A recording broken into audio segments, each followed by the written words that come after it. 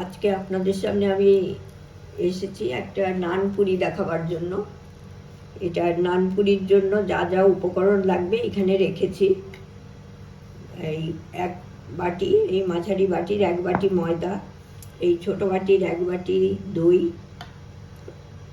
আর আপনার চিনি 1 টেবিল চামচ, নুন দিয়ে দেব স্বাদ মতো, আর তার সাথে 1 চামচ, 1 টেবিল চামচ, এক চা চামচ বেকিং পাউডার দিয়ে দেবো। তারপর সাদা তেল থাকবে, তখন আবার দেখিয়ে দেবো। এগুলো উপকরণ।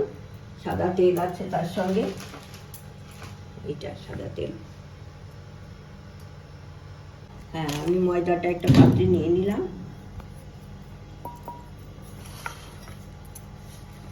এর সাথে আমি চিনিটা দিয়ে দিলাম, এই পরিমাণ মতো নুন দিয়ে দিলাম, আমার পরিমাণ মতো।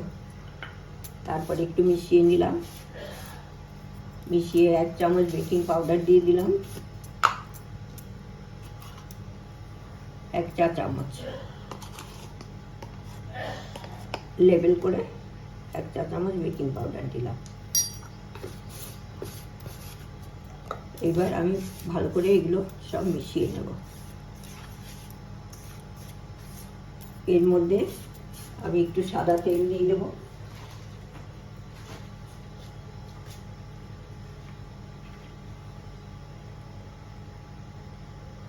এই 2 চামচ মতো তেল দিয়ে দিলাম।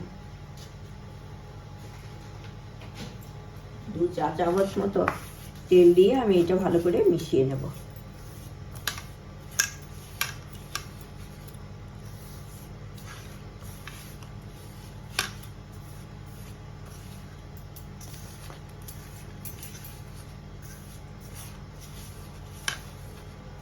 এইটা মিশিয়ে তারপরে মাঝখানটা ফাঁকা করে আমি এইখানতে কিছুটা দই দিয়ে দিলাম। একটু দেখে নেব, সবসময় তো একই রকম ইয়েতে থাকে না, দই অনেক কম লাগে। আর একটু এর মধ্যে একটু সামান্য উষ্ণ জল দিয়ে দিলাম, দিয়ে এটা মিশিয়ে এই ময়দাটা মেখে নেব।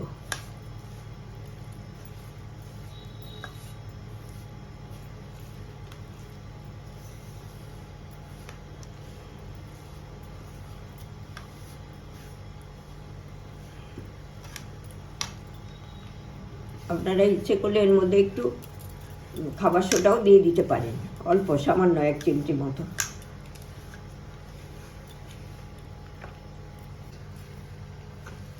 প্রায় মাখা হয়ে এসছে।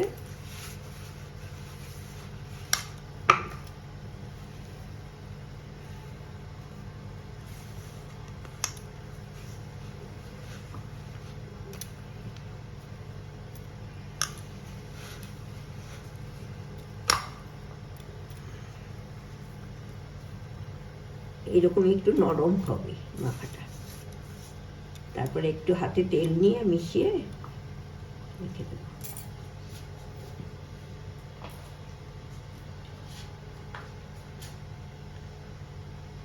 এই যে সাদা তেল নিয়ে নিলাম, নিয়ে সবগুলো একটু মাখিয়ে তারপরে একটা ঢাকা দেওয়া এয়ারটাইট পাত্রে, একটু বড় পাত্র নিতে হবে, তার মধ্যে রেখে দিতে হবে, কারণ এটা একটু ফুলে উঠবে। কয়েক ঘন্টা রেখে দিতে হবে, 4-5 ঘন্টা, তার থেকে কম ঘন্টায় করতে পারেন, অন্তত 2 ঘন্টা 1.5 ঘন্টা তো রাখতেই হবে।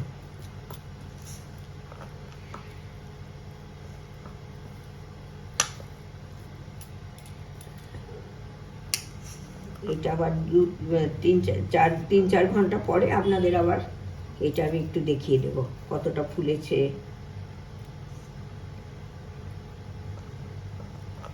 তারপরে নান তৈরি হবে। একটু ঢাকা দেওয়া পাত্রে, এটা পাত্রটায় রেখে এটা দিয়ে ঢাকা দিয়ে দেব। তারপরে 4-5 ঘন্টা পর আপনাদের কাছে আমি আসবো আবার। এই নান পুরির জন্য যে মাখাটা ছিল সেটা অনেকটা ফুলে উঠেছে। এখন আমি ওইটার হাওয়াটা বার করে দিচ্ছি। তারপর একটু মেখে নিয়ে পুরি তৈরি করব, লেচি কেটে তারপরে তৈরি করব। নানের মাখা থেকে কিছুটা নিয়ে লেচি কেটে এই যে নান বেলে নিচ্ছি।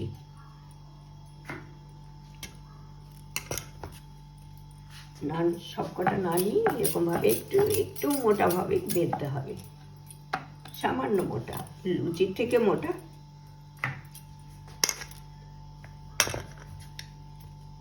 নান পুরি, এটা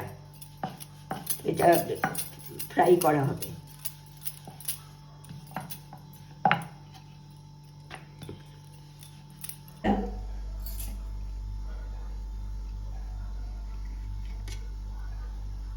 কড়াইতে সাদা তেল দিয়ে দিলাম, তারপরে তেলটা গরম হলে আমি এই নানগুলো বেলে রাখা নানগুলো ছেড়ে দেবো একটা একটা করে।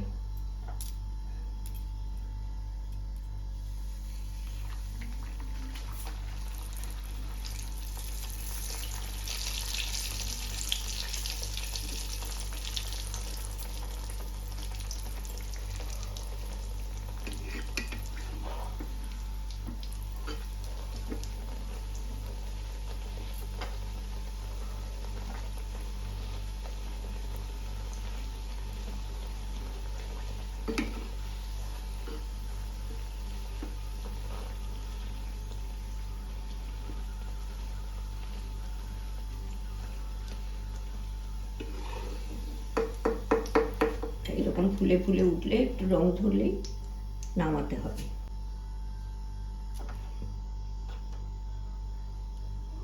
ভেতরটা একবার স্পঞ্জের মতো হয়, খুব তুলতুলে, খেতে খুব ভালোই লাগে।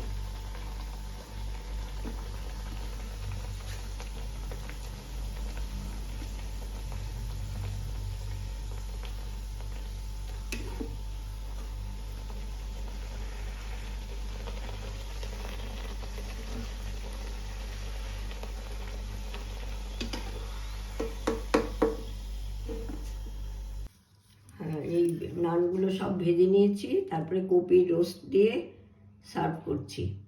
কপি রোস্ট দিয়েও এটা ভালো লাগে, চিকেন কারি, মাটন কারি, কষা, মাটন কষা, চিকেন কষা, এগুলো দিয়েও ভালো লাগবে।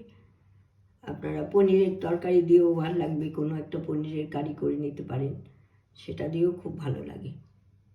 আপনারা এইভাবে পরিবেশন করলে একবার খেয়ে দেখবেন, ভেতরটা খুব তুলতুলে হয়, কিন্তু ডিপ ফ্রাই করলে হবে কি ভেতরে কোনো তেল ঢোকে না। একবার এইভাবে করে খাবেন, আমাকে লাইক করবেন, সাবস্ক্রাইব করবেন, শেয়ার করবেন, কমেন্ট করে জানাবেন কেমন লাগলো। Thank you so much.